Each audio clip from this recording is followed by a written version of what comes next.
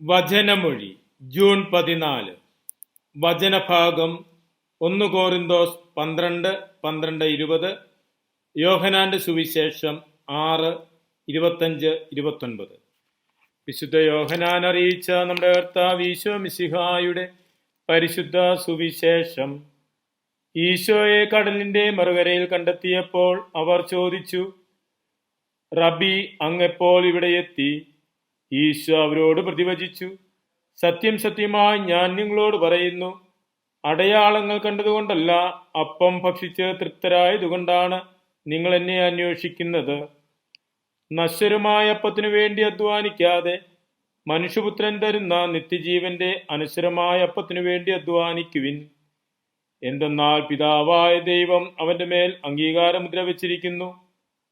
അപ്പോൾ അവർ അവനോട് ചോദിച്ചു, ദൈവഹിതമനുസരിച്ച് പ്രവൃത്തികൾ അനുഷ്ഠിക്കുന്നവരാകുവാൻ ഞങ്ങൾ എന്തു ചെയ്യണം?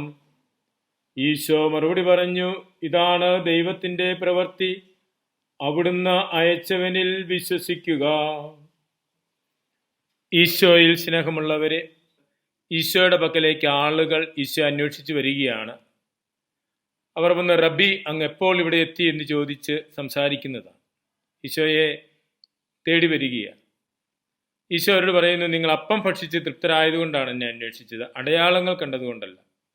കാരണം 5 അപ്പം വർദ്ധിപ്പിച്ച് നൽകിയതിന് ശേഷമുള്ള സംഭവമാണ് ഇത്. ഈശോ അത്ഭുതങ്ങൾ ചെയ്തത് കേവലം അത്ഭുതങ്ങൾ ഉളവാക്കുവാൻ വേണ്ടിയായിരുന്നില്ല. ഈശോയുടെ ഓരോ അത്ഭുതങ്ങളും അടയാളങ്ങളായിരുന്നു.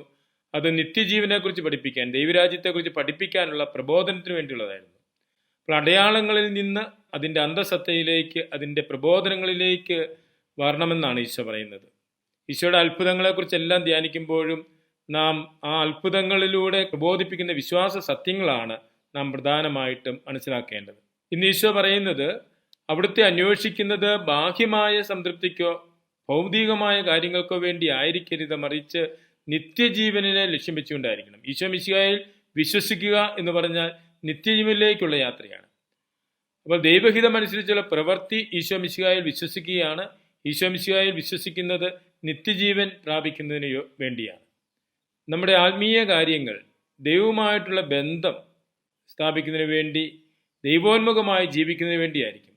ഈശോ തന്നെ പറഞ്ഞിട്ടുണ്ട്, ആദ്യം നിങ്ങൾ ദൈവത്തിൻ്റെ രാജ്യവും അവിടുത്തെ നീതിയും അന്വേഷിക്കുവിൻ, ബാക്കിയെല്ലാം വന്നുകൊള്ളും. അപ്പോൾ ദൈവത്തിൻ്റെ കൃപയാൽ അവിടുത്തെ സംരക്ഷണയിൽ നാം ഈ ഭൂമിയിൽ ജീവിക്കുമ്പോൾ, ഒന്നാമതായി നാം ദൈവത്തെ അന്വേഷിക്കുന്നത് ആത്മരക്ഷയ്ക്ക് വേണ്ടിയായിരിക്കണം, നിത്യജീവൻ പ്രാപിക്കുന്നതിന് വേണ്ടിയായിരിക്കണം. ആത്മീയതയെ ഭൗതിക നേട്ടത്തിന് വേണ്ടിയല്ല, ആത്മാവിൻ്റെ രക്ഷയ്ക്ക് വേണ്ടി കണ്ട് പ്രവർത്തിക്കുവാൻ തിരുവചനം നമ്മോട് പറയുന്നു. ഈശോയുടെ വചനം അനുസരിച്ച് ജീവിക്കുവാൻ നമുക്ക് കൃപ പ്രാർത്ഥിക്കാം.